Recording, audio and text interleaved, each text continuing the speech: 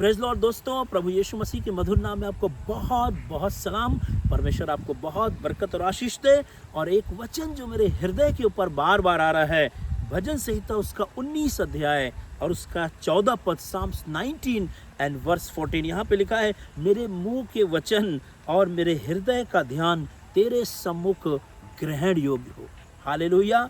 The word of my mouth and the meditation of my heart should be acceptable before the Lord. खुदा बाप चाहता है कि हमारी जुबान से जो कुछ निकले, हमारे मुंह से जो कुछ निकले, क्योंकि वचन कहता है जो कुछ हमारे हृदय के अंदर रहता है वही हमारी जुबान के ऊपर आता है। और परमेश्वर का सेवक कह रहा है कि मेरे मुंह के वचन और मेरे मन के जो ख्याल है, मेरे हृदय के जो विचार हैं, वो सब तेरे सम्मुख ग्रहण योग्य होने पाए। हालेलुया। हम सबको पता है कि क्या परमेश्वर ग्रहण करता है और क्या ग्रहण नहीं करता। सवाल ये है, जब हम इंसान होकर के अपने विषय में ये चाहते हैं, हमको पता है कि क्या हमें ग्रहण योग्य है और क्या हमको ग्रहण योग्य नहीं है। जो अच्छी चीज़ें रहती हैं हम उसको ग्रहण कर लेते हैं, और कुछ ऐसी चीज़ें होती हैं जो हमें हर्ट करती हैं, तकलीफ देती हैं, और बोलते हैं अच्छा उसने मेरे लिए ऐसे कैसे बोल दिया, उसने मुझे ऐसे कैसे दे दिया।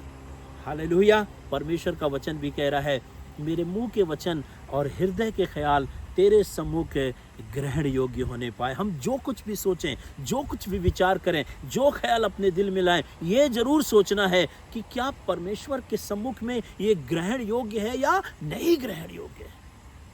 हमारी शादियों में, बर्थडेज में, पार्टीज़ में लोग हमसे मिलने आते हैं, हमें विश करते हैं, हमें गिफ्ट्स देते हैं, और कभी कभी कोई इनाम हमको देख के ऐसा लगता है, अरे इसने तो मेरी वैल्यू से कम इनाम दे दिया, ये इसने मुझे क्यों दे दिया, अरे ये मुझे तो पसंद भी नहीं आया।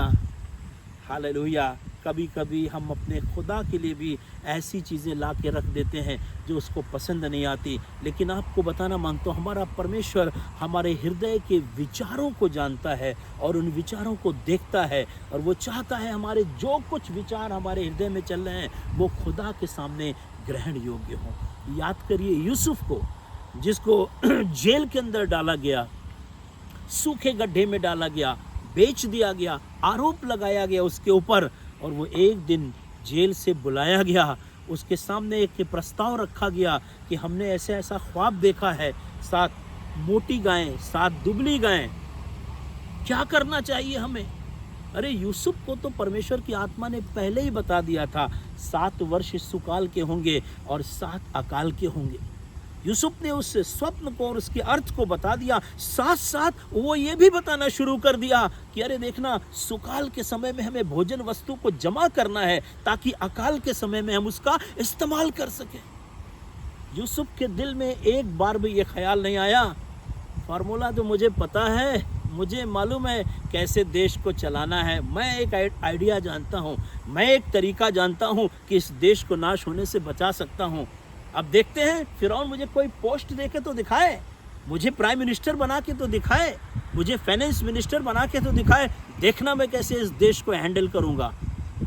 But let me tell you, उसने कोई भी दूसरा ख्याल नहीं, उसके दिल में एक चाहत थी, खुदा ने मेरे ऊपर रिवील किया है कि 7 साल सुकाल के होंगे, 7 साल अकाल के होंगे। काश कि मैं अपने लोगों को बचाने के लिए कोई तरकीब बता सकूं, काश कि मैं इस लायक होकर के लोगों की मदद कर सकूं, राजा की मदद कर सकूं, फिरौन की मदद कर सकूं, जिसके शासन काल में मैं उसी के जेल में बंद था, उसके कैदियों ने मुझसे दुर्व्यवहार किया, मैंने लोगों के स्वप्नों का अर्थ बताया, उन्होंने मेरी चर्चा तक नहीं की, but his heart was very good.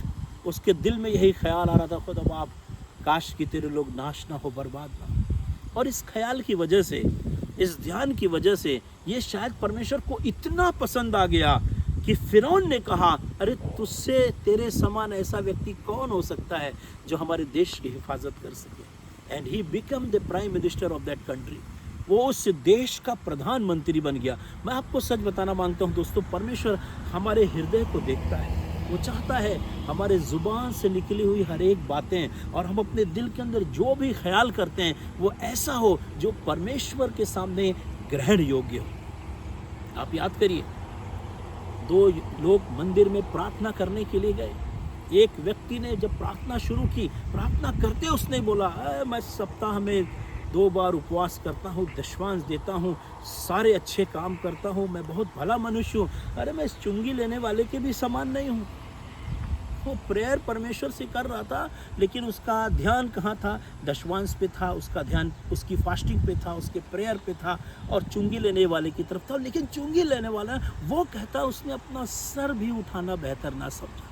परमेश्वर ने दूसरे व्यक्ति की प्रार्थना को एक्सेप्ट कर लिया, जबकि ही वॉज नॉट क्वालिफाइड। वो इस योग्य नहीं था कि अपने चेहरे को उसकी तरफ उठा सके। मेरे दोस्तों, आप जिस भी शहर में रहते हैं, जिस भी कलीसिया में हैं, जिस भी परिवार में है, जिस भी ऑफिस में है, जिस जगह काम करते हैं, आप सिर्फ एक ही कोशिश करिए, प्रभु हमारे मुंह से निकला हुआ हर एक शब्द तेरी महिमा के लिए होगा।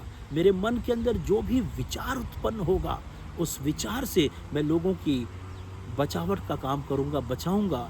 वो विचार तेरे सम्मुख ग्रहण योग्य होने पाए। और जब आप ऐसा करेंगे, मैं आपको सच बता रहा हूँ, परमेश्वर आपको आशीष देगा, आपको आशीष देगा। हमें भी ये प्रार्थना करनी है कि खुदा मेरे मन का ध्यान तुझे ग्रहण योग्य होने पाए। जब आप इस वीडियो को सुन रहे हैं, मैं आपसे निवेदन करूंगा, अकेले में आप अपना समय व्यतीत करिए। आप अपने परिवार के बारे में सोचिए, अपनी कलीसिया के बारे में सोचिए, उन लोगों के बारे में सोचिए जिन्होंने आपको जेल में डाला, उनके बारे में सोचिए जिन्होंने आपको सताया, उनके बारे में सोचिए जिनकी वजह से आप बेच डाले गए।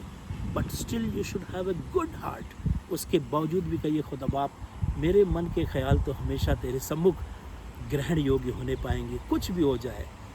और परमेश्वर आपके उस हृदय को देखकर, क्योंकि मनुष्य लिखा है बाहर का डील डॉल और बाहर के रूप को देखता है, लेकिन परमेश्वर की आंखें मनुष्य के हृदय की तरफ लगी रहती हैं। आज परमेश्वर ऐसे लोगों की तलाश में है जो शुद्ध मन से लोगों की चिंता करें। जैसे पौलुस ने तीमुथियुस से कहा, मुझे एक व्यक्ति मिल गया है जो शुद्ध मन से तुम्हारी चिंता करता है।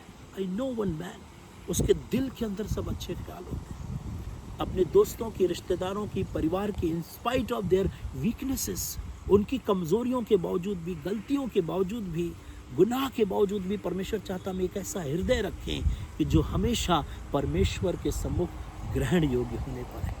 और आप देखिएगा, परमेश्वर के जब हम नियमों का पालन करते हैं, बाइबल में लिखा है कि उसके नियम जो है विश्वास योग्य है। परमेश्वर के जो नियम है विश्वास योग्य, आप ऐसा करेंगे, that time you will see the goodness of God in your life।